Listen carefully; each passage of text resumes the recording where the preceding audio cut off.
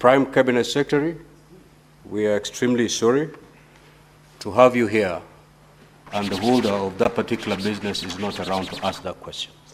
I will therefore release you. You may leave at your pleasure, Prime Cabinet Secretary. That business is dropped. Can you usher in the CS in charge of cooperatives?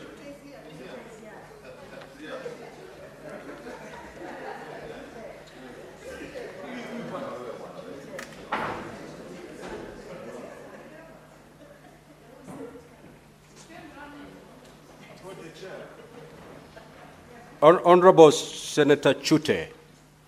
Honorable Senator Chute, may you approach the chair, please?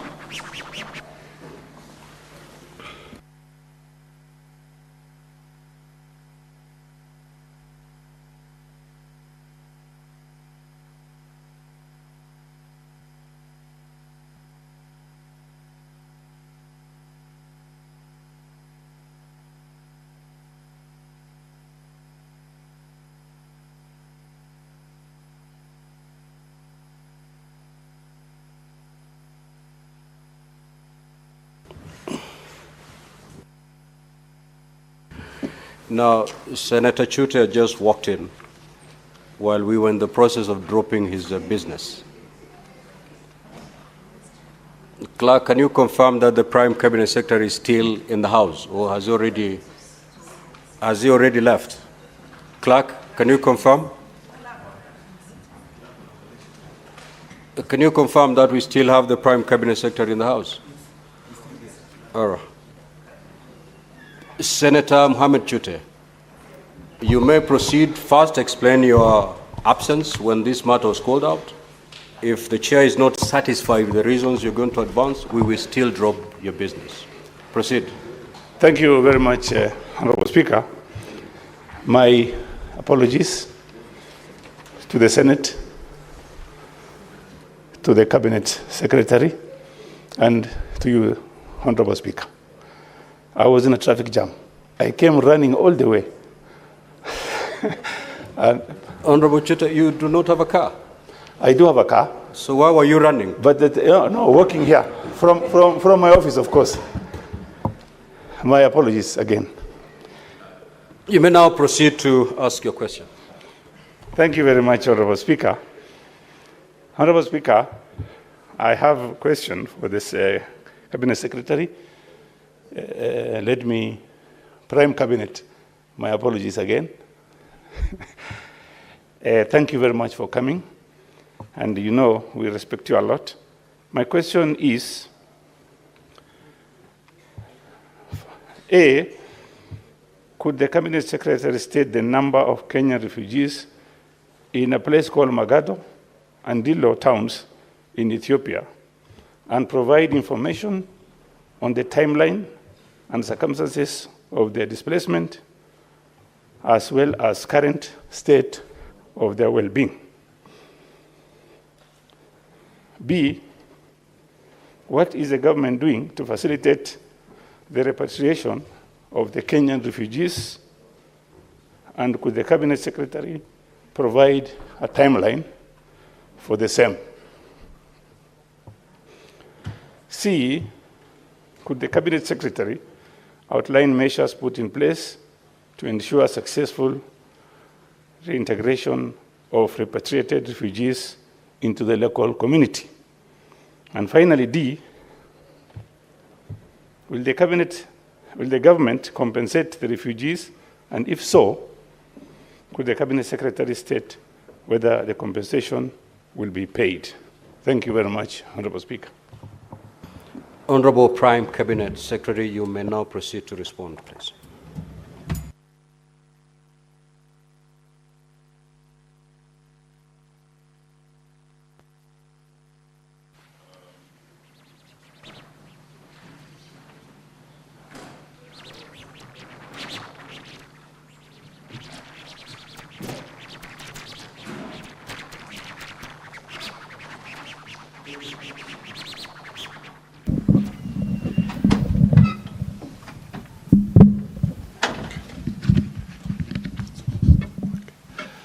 Thank you, Mr. Speaker.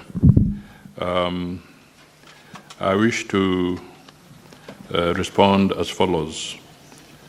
And I would seek the indulgence because it's a fairly elaborate response, so that hopefully I can satisfy the concerns of the member. Part A, that is on the information on the number of Kenyan refugees in Megado and Dilo towns. Let me respond as follows. The Kenya-Borana refugees arrived in Ethiopia in 2005-2006 and settled in the Borena zone of the Oromo region in Dilo and Megado settlements. Their displacement was triggered by a series of inter-ethnic conflicts in Marsabit County, particularly the conflict between Borana and the Gabra ethnic groups over natural resources, grazing lands, contested and disrupted territorial boundaries, and of course local political dynamics. Most of the refugees originate from Marsabit County in the following sub-counties: Saku in Marsabit area, North Hor, Maikona, Dukana, North Hor, and North Hor again, and Muyale sub-county. Upon arrival in Ethiopia, support and protection was initially provided by the Borana clan of Oromo region in 2007. They were registered by the Administration of Refugees and Refugee Affairs, ARA, of Ethiopia and UNHCR. They have continued to live alongside the host community, and ARA is currently known as the Refugees and Returnees Services of Ethiopia. On the number and population statistics, according to the Department of Refugee Services, over 500 families of Kenyan origin living in Dilo and Megado areas of southern Ethiopia ran away to seek asylum due to inter-ethnic conflicts in North Hor in the year 2000. The conflicts culminated into what came to be known as the Turbi massacre. The breakdown today, as at 3rd of December, it's a statistic, but I'll hand over this also to Parliament. For the Dilo, we have a total of 2,060 in Dilo area, and in Megado, 3,600. In terms of households, these now comprise 1,250 households, 5,671 individuals. Male are 2,788, female are 2,883, and children are 3,385 out of the total figure of 5,671. What are the solutions we are looking at? From 27th October to 3rd December, the RSSS and the UNHCR conducted a verification of the Borana refugees in Dilo and Megado refugees settlements. During this period, an intentional survey was carried out to assess the refugees who are willing to return to their home country, Kenya. In terms of households, this amounted to 1,098. In terms of individuals, this was 4,993.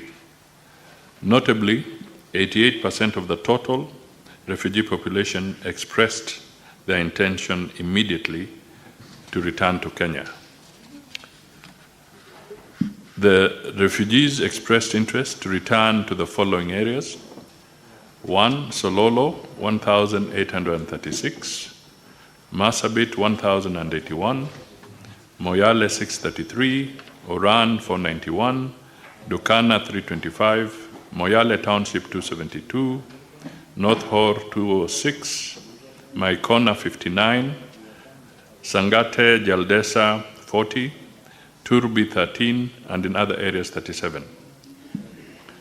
Mr. Speaker, the majority of the refugees were not willing to return to their area of origin due to fear of ethnic conflict. They also prefer to move to areas that are inhabited largely by the Borana community. The Kenyan refugees in Ethiopia still retained their identity cards and are now willing to return home to Kenya voluntarily. The second part of the question is about facilitation on the repatriation of the Kenyan refugees, and I wish to respond as follows, Mr. Speaker. The following are possible options. One, there's organized and facilitated return by the UNHCR. This requires a formal engagement between the governments of Kenya and Ethiopia and is formalized through a tripartite agreement that will include the UNHCR. It will require a rigorous process that entails internal survey to go and see visits, identification of settlement areas, signing of voluntary repatriation forms, and other bureaucratic processes. This option may not be immediate as it requires time in order to fulfill all the requirements. There's also the self-organized or self-return, which is usually spontaneous, and the role of the UNHCR in this option will be limited to provision for information and funding to facilitate the return of the refugees. This option requires the government of Kenya to facilitate receiving and resettlement of repatriated individuals. Third, due to the proximity of the refugees to the Ethiopia-Kenya border, their families in Kenya, including the possibility that they cross over to Kenya to visit their families, UNHCR prefers the self-organized return. For repatriation to take place, the refugees must desire to return, and the Kenya-Ethiopia government should engage in consultations facilitated by the UNHCR Regional Bureau and local UNHCR offices. Currently, as I said, 4,993 individuals have expressed their desire to return back to Kenya, and the process of repatriation should begin. The third